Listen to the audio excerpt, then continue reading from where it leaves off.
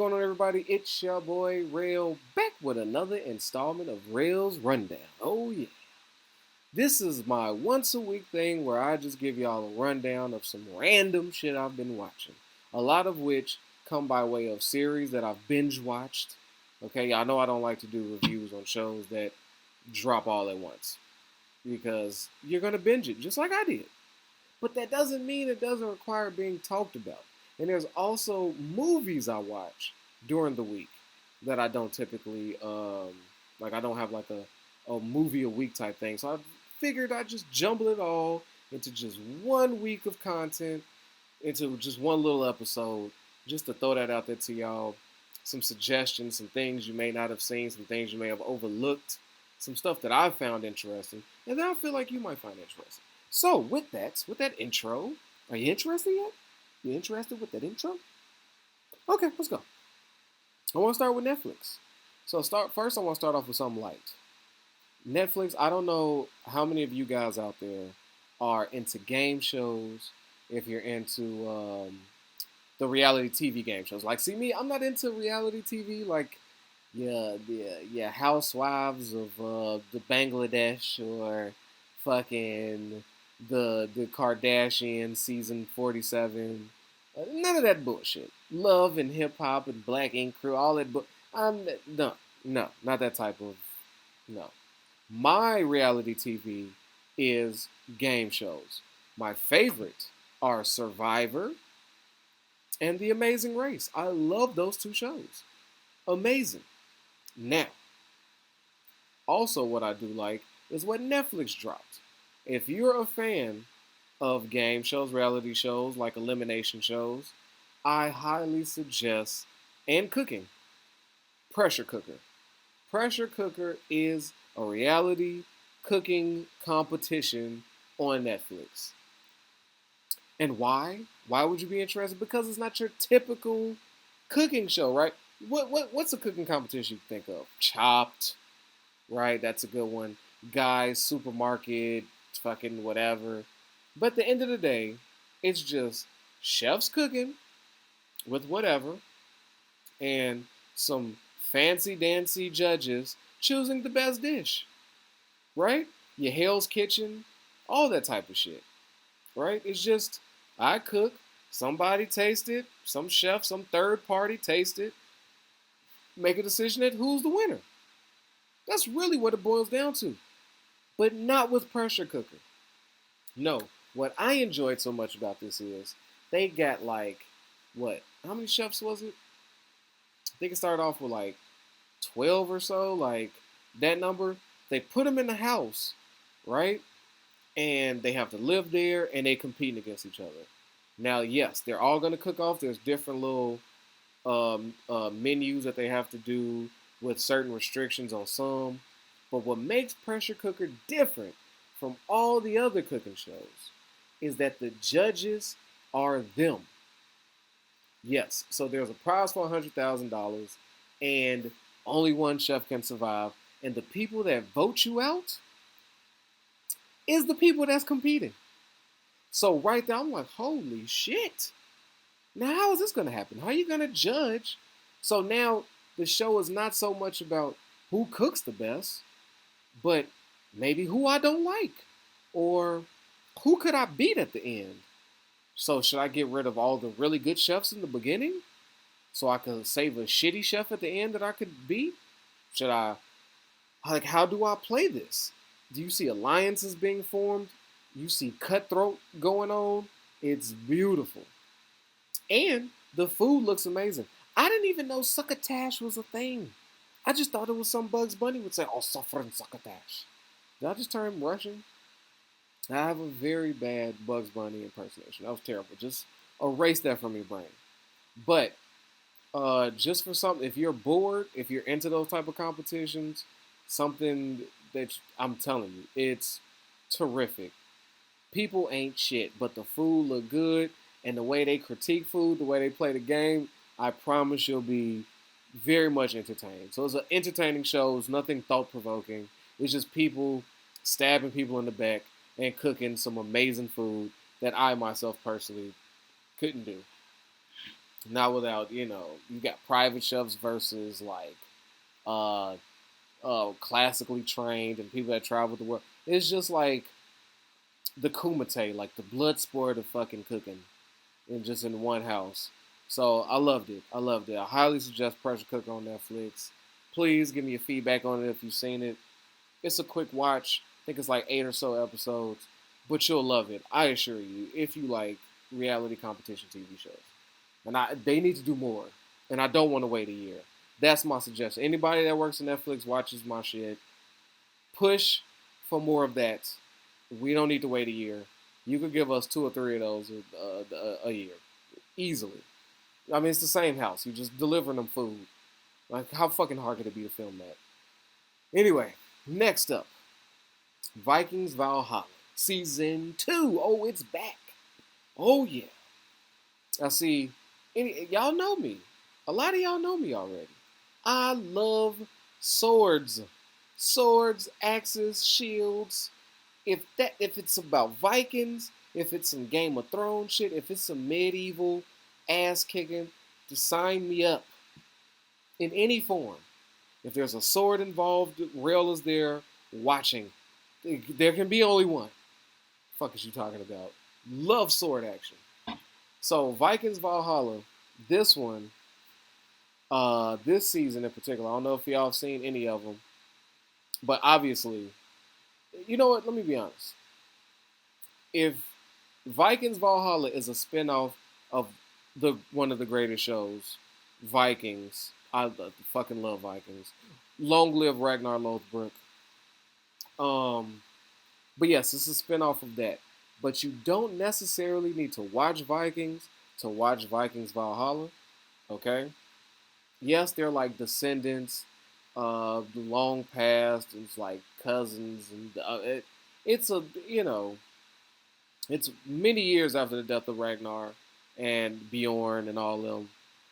But you don't have to watch Vikings to watch Vikings Valhalla. But you do need to watch season 1 before you watch season 2. So let me just put that out there. But what I really liked about this season of it is it doesn't follow your typical Viking storyline. And by that I mean typically it's the seasons go like this. We need to go raid this. We're setting up for a big battle, big war, big life changing trip. And at the end of it, there's going to be some shit. And by shit, I mean beheaded people, gutted people, people crucifixed, blood eagles, a lot of vicious violence. In between that, before that, a lot of plotting, scheming, lies, backstabbing. You know the routine. What I liked about this one, though, this season, it's more so a fight of religion. This is because it's so much later. It's now become a religious battle. It's not just Vikings raiding and going, yeah, we got us some gold, bitch. We found us some new land because they're still unexplored places, right? This one, many of the places have been explored, have been named, and now it's just a lot of cross culturalness. And there's a battle because now there's Christian Vikings, right? And they feel like their faith should kill the one of the pagans, the ones that still believe in Odin and all those other gods, right? That's the real clash. And in this, they separated Valhalla into 3 storylines, right? Three, I'd say 3 in the possible. Because we have Frades. Frades, she's off too. She's the keeper of the faith. So she is starting a whole settlement of Vikings who want to keep the old ways. So her storyline is to come over there, shake shit up, and defend it. Right? That's her storyline. So you know how that's gonna go. That's awesome. Loved it. Then you got her baby daddy and her brother linked up on a major quest for because Harold is supposed to be king of Norway, but his half brother took it from him. So his storyline is them two trying to get alliances, get money to raise an army to go back. So that takes them on a journey to Constantinople to where they can cash out, grab an army, come back, kick some ass. They got the got. They must come back to got the got. and take out his evil half brother that stole his shit. So we got that storyline. Then we have his half brother who took it, Olaf. He lost. Little does Harold know, he lost, but he's still in charge because the king wanted him to help raise his son over there to be the king of Norway. So now the king's son has taken Olaf's position, but instead of killing Olaf off, losing the battle, he told Olaf, "Hey, look after my son, help show him how to be a Christian Viking, help him to rule, so he could grow up to be a proper king of Norway. And in return, not only will you live, but I'm gonna take your son and I'm gonna keep him alive. So son for son." So you got that storyline. And then one of the best storylines is the king's wife, the queen, Anna of Normandy, her battle versus Godwin. These two hate each other. She came in, changed his whole world, stole what was his, and he is plotting to get his shit back. He's a man who came from shit, built himself up, and now he's making power plays. So we got some spy shit, some assassin shit going on in that storyline, and that's probably my favorite storyline. You know, I love all that dialogue. I love the plotting and scheming. That's that storyline. So, if you're a Game of Thrones fan, if you're a Vikings fan, if you Last Kingdom, if you love Last Kingdom, what's my man's name from Bebin? God damn, Uhtred, son of Uhtred. If you're a fan of The Last Kingdom, then you need to be a fan of Vikings Valhalla. And season 2 has delivered, and I do believe there'll be a season 3 because Harold still ain't got Norway, so there's a big battle brewing. He still ain't got his army at the end of it all, so he's got to do that. So I'm a high believer in season 3, and I suggest you guys check that out. That's also a Netflix joint. Okay, so Netflix coming with some fire. Now, for the since I was just talking about pressure cooker, let's keep it. There's a movie I was suggested, right? Salute to Mimi, salute to the whole Discord gang. They wanted me to do the review of the movie The Menu. You can find that on HBO Max. Now, The Menu is like a horror comedy, like a dark comedy, right? And what I like about it is that it's different. So many things are the same, and you know the horror genre. It the horror genre is so beautiful because you can do anything with it. There's no limits in horror. That's why I get so bored of the creepy girls. You know, it's always some creepy girl that's a ghost figure. There's always these jump scare movies. There's no originality. There's no thought-provoking fear. There's no more of that. The slashers have reached an all-time low. There's no new hot slashers out. There's only reimaginings and remakes of the OGs. And it's just trash. Like, what are we doing? It's such an underserved market, the horror genre. But not in this one. Not in this one. Because they added some funny. And they added a lot of social dialogue in this one. Social content, I would say. So in The Menu, you got a chef who obsesses over food. Food is his existence to cook. And he has become so renowned, so exclusive, and so, I don't fucking know. I don't, so prestigious that he's not making food for me and you. You need about 15,000 to eat at his restaurant that's located on an island, right? And the food comes from that island. And you have to take a boat, you have to fly there, then you gotta take a boat out to the actual island, and that's where you will be at the restaurant, right? Except for this one, the chef himself has invited a particular group of individuals to come.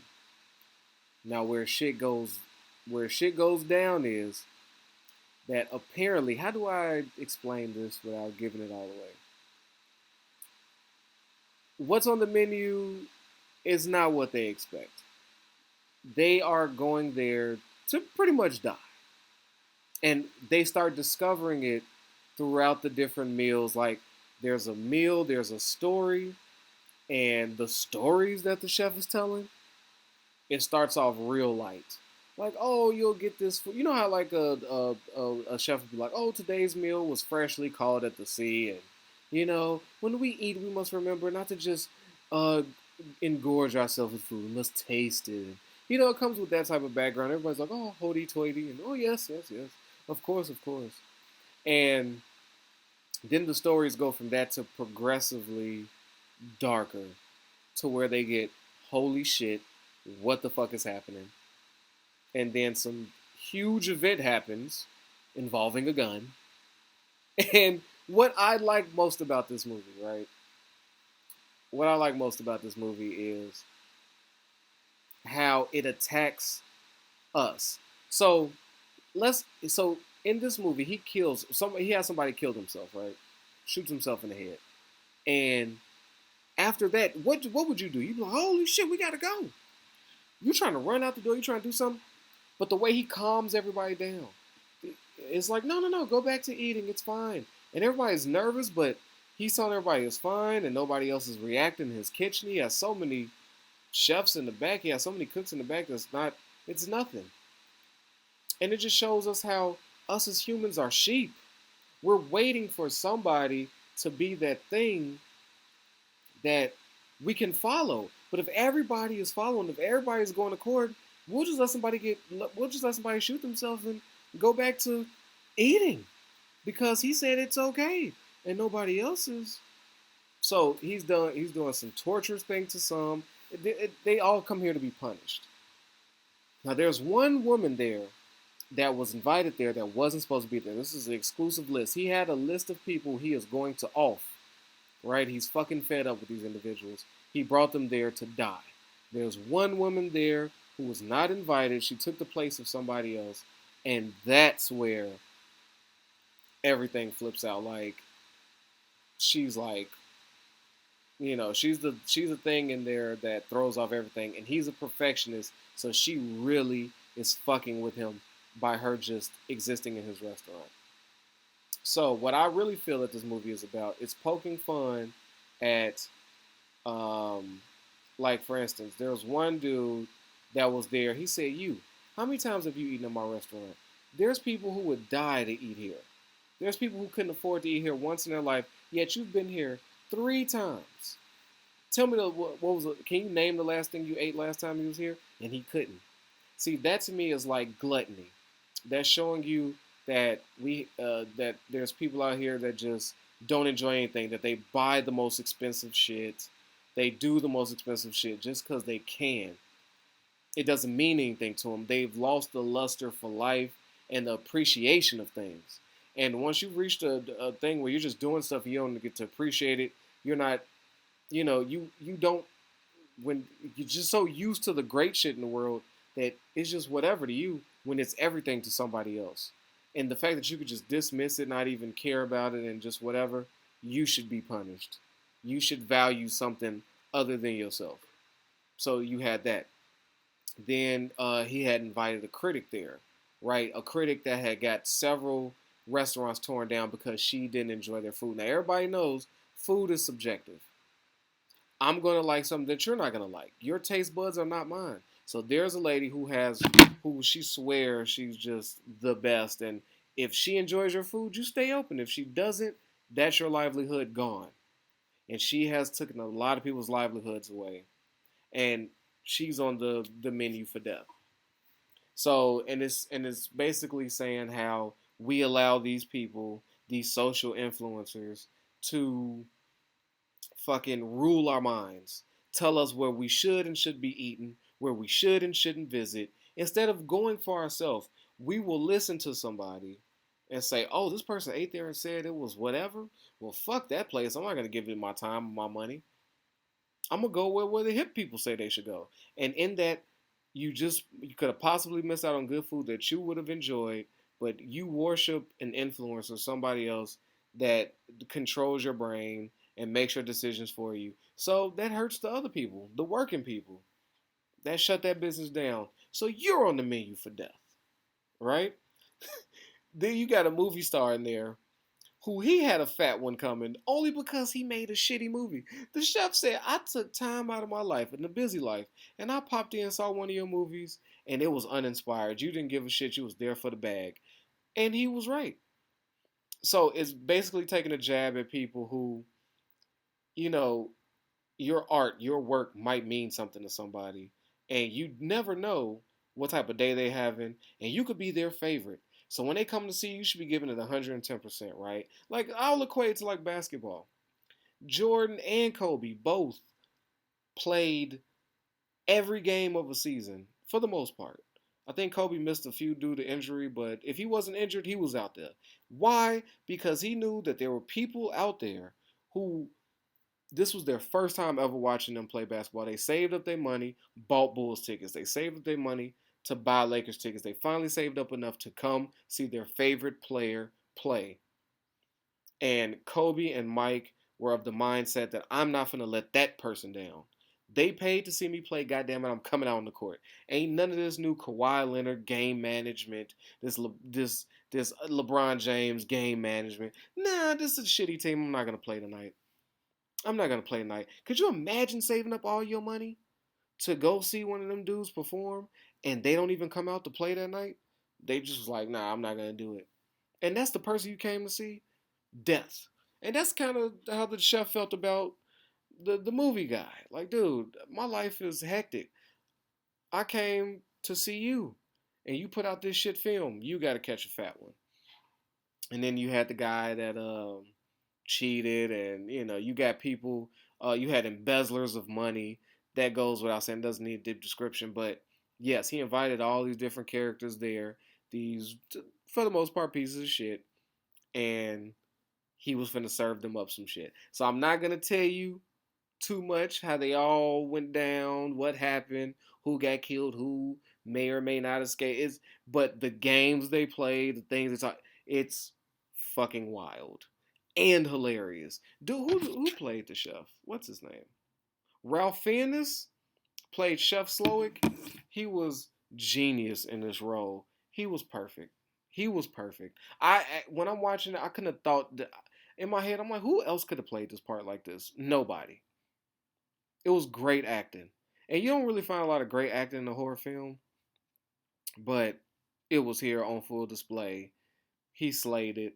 So if you're looking for a movie that's tripped out, that's different, and a little thought provoking. Y'all can argue with me if you find it. Like I got a little deep with it. If you found something else in that movie, please reach the comments. Please tell me what it was trying to get across to you. That's what I took from it. I thought it was a whole knock at society and how whoever wrote this or directed it wanted us to feel. That's where I went with it. But yeah, that's all I got for Rails Rundown. Those 3 shows. So please go check them out. Tell me what you think.